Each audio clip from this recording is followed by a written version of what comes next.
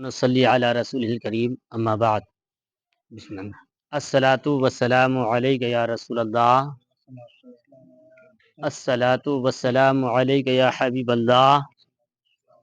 وعلی آلک و اصحابک یا رسول اللہ صلی اللہ علیہ وسلم۔ والدین کے ساتھ حسن سلوک کا بیان چل رہا ہے، اور اس میں ایک حدیث ابن ماجہ، ابن حبان اور حاکم کی روایت ہے۔ آپ صلی اللہ علیہ وسلم نے فرمایا، آدمی گناہوں کے سبب رزق سے محروم ہو جاتا ہے، دعا تقدیر کو لوٹا دیتی ہے اور حسن خلق عمر درازی کو عطا کرتی ہے۔ ترمذی کی ایک روایت ہے کہ دعا قضا کو لوٹا دیتی ہے اور حسن سلوک عمر کو درازی کر دیتا ہے۔ یعنی ان دونوں روایات سے یہ بات پتہ چلتا ہے کہ انسان کو اپنے والدین کے ساتھ اور اپنے رشتہ داروں کے ساتھ اچھی سلوک کرے، تاکہ جو ہے، کیونکہ اگر ان کی خدمت کریں گے ہم اور ان سے دعائیں لیں گے تو ظاہر سی بات ہے ان کی دعا میں وہ تاثیر ہوتی ہے، اللہ تعالیٰ ان کی دعا کی وجہ سے تقدیر تو لوٹا سکتا ہے، اور دعا جو ہے، اور اس سے ایک چیز اور ہوتا ہے کہ عمر میں درازی ہوتی ہے، یعنی عمر میں خیر و برکت ہوتی ہے۔ حاکم کی روایت ہے کہ دوسرے لوگوں کی عورتوں سے درگزر کرو، تمہاری عورتوں سے درگزر کیا جائے گا۔ اپنے والدین سے حسن سلوک کرو، تمہارے اولاد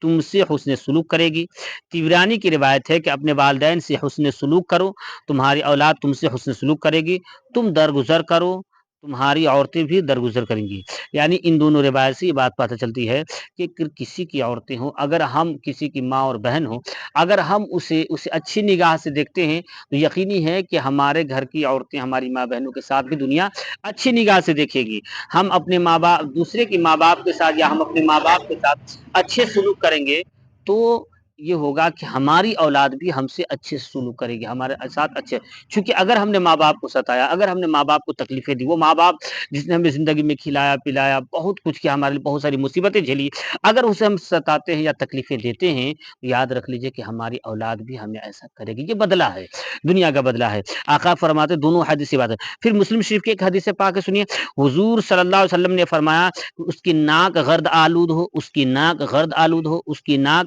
غبار آلود ہو۔ عرض کیا گیا، یا رسول اللہ، آپ نے فرمایا کہ عرض کیا گیا، یا رسول اللہ صلی اللہ علیہ وسلم، آپ نے فرمایا جس نے اس کی ناک، عرض کیا گیا، عرض کی کس کی یا رسول اللہ، صحابہ نے پوچھا یا رسول اللہ کس کی ناک غرد غبار آلود ہو جائے، تو میرے آقا نے فرمایا کہ اس کی جس نے اپنے والدین کو پایا، کسی ایک کو بڑھاپے میں پایا اور جنت میں نہ گیا، انہوں نے اسے جنت میں داخل نہ کیا اور والدین کو حسن سے راضی نہ کیا۔ یعنی کہنے کا مطلب یہ ہے کہ آقا فرماتی اس حدیث کا یہ ہے کہ میرا آقا فرماتے کہ اس انسان کی ناک گرد غبار آلود ہو، یعنی 3 بار یہ لفظ ریپیٹ کرتے ہیں، اور پھر آقا فرماتے ہیں کہ جب صحابہ نے پوچھا کہ اصل کس کے بارے میں آپ کہہ رہے ہیں، میرا آقا فرماتے ہیں کہ اس انسان کی جس نے اپنے ماں اور باپ میں کسی ایک کو بھی بڑھاپے میں پایا یا دونوں کو بڑھاپے میں پایا اور جنت میں نہ گیا۔ کہا کیوں؟ اس لیے کہ جو ماں باپ کی خدمت کرتا ہے نا، وہ یقیناً جنت میں جاتا ہے۔ ماں باپ کی خدمت میں کرنے سے یہی وجہ ہے کہ اویس قرنی کے بارے میں آپ نے سنا کہ اپنے والدین کی، والدہ کی حفاظت اور ان کی حسن سلوک، ان کی ذمہ داری کی وجہ سے آپ ہجرت کر کے زمانہ رسول پائے لیکن سرکار کو نہ دیکھا، اس لیے صحابی میں آپ شمار نہ ہوئے، اور والدین اور ماں کی دعا کی برکت سے الحمدللہ نے اتنا بڑا مقام عطا فرمایا کہ میرے آقا نے انہیں خرقہ خلافت بھی عطا فرمائی اور دعاؤں سے نوازا بھی آپ کو، اور دنیا جانتی ہے کہ عاشق مصطفیٰ ہے مطلب اویس قرنی۔ پھر ایک روایت اور ہے، طبرانی کی حدیث ہے، حضور صلی اللہ علیہ وسلم ایک مرتبہ ممبر شریف پہ تشریف فرما ہوئے اور فرمایا آمین آمین آمین 3 بار کہی، پھر فرمایا کہ جبرائیل آئے اور انہوں نے عرض کی، یا رسول اللہ صلی اللہ علیہ وسلم، جس نے اپنے والدین میں سے کسی ایک کو پایا اور اسے حسن سلوک نہ کیا اور مر گیا تو وہ جہنم میں گیا، آ گیا، وہ اللہ اسے دور کرے۔ آپ نے کہا آمین، آپ نے آمین کہیں، پھر تو میں نے آمین کہی، پھر جبرائیل نے عرض کی، یا رسول اللہ، جس نے ماہ رمضان کو پایا اور گناہ بخشوائے بغیر مر گیا تو وہ جہنم میں گیا، اللہ نے اسے دور کر دیا، آپ آمین کہیں تو میں نے آمین کہی۔ پھر جبرائیل نے عرض کی، یا رسول اللہ صلی اللہ علیہ وسلم، جس شخص کے سامنے آپ کا ذکر ہو اور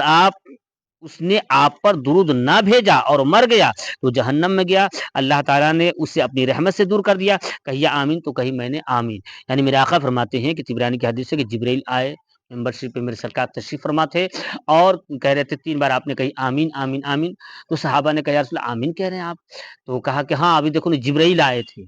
और जिब्रील आकर हमें कह रहे थे कि या रसूल अल्लाह जो जो वो इंसान जो अपने माँ-बाप में से किसी को पाया या माँ-बाप दोनों को पाया और उससे राज़ी करके, उससे खुश करके, उसकी खिदमत करके जन्नत में ना गया, वो जहन्नमी हो गया, तो ऐसे लोगों को अल्लाह ताला जो है अपनी रहमत से दूर कर दिया और चूँकि ज़ाहिर-सी बात है माँ-बाप के साथ हुस्न सलूक नहीं करेंगे तो जहन्नम में जाएँगे। कहे जहन्नम में चला गया, तो कहे फिर उसके बाद जिब्रील से कहा, जिब्रील ने कहा या रसूल अल्लाह आप कहिए आमीन। मेरे सरकार ने कहा आमीन। दूसरा ये फरमाते हैं कि जो इंसान रमज़ान का महीना पाया और बगैर बख्शवाए हुए मर गया। रमज़ान का महीना बड़ी खैर बरकत का महीना होता है। उसमें अल्लाह ताला इंसान के गुनाहों को बड़ी माफ़ करता है और अल्लाह ताला हर साअत के बदले जो है ना इबादत में शुमार करता है। इबादत के दर्जात बुलंद कर देता है और रमज़ान तो रमज़ान है ना भई। अल्लाह ताला जिस बड़ा मतलब उस टाइम कहा था जहन्नम के दरवाज़े ही बंद किए जाते हैं, शैतान कैद कर दिए जाते हैं और रहमत ही रहमत होती है रमज़ान में। कहते या रसूल अल्लाह जिसने रमज़ान का महीना पाया और अपनी गुनाहों को ना बख्शवा पाया और मर गया, वो क्या हो गया? कहते हैं कि अल्लाह ताला उसे दूर कर दिया। या रसूल अल्लाह आप कहेंगे आमीन? मेरे सरकार ने कही आमीन। फिर कहते हैं या रसूल सल्लम वो आदमी जिसके सामने आपका ज़िक्र किया गया हो, आपका तज़किरा छेड़ा गया और आपका नाम आए और आप पर उसने दुरूद ना पढ़ा और बगैर पढ़े वो मर गया, वो जहन्नम में गया। इसलिए कि अल्लाह ताला अपनी रहमत से उसे दूर कर दिया। ऐसे लोग भी जो है जहन्नम में गए, तो आप कहिए आमीन। यानी हुज़ूर का जहाँ ज़िक्र हो जाए, हुज़ूर सल्लम का जहाँ ज़िक्र हो, इंसान को दुरूद शरीफ़ ज़रूर नबी पे पढ़नी चाहिए और कुरान पाक में भी इसकी तायीद है, सहाबा ने भी पढ़ी है। इसलिए कि और कहा उलमा ने कहा कि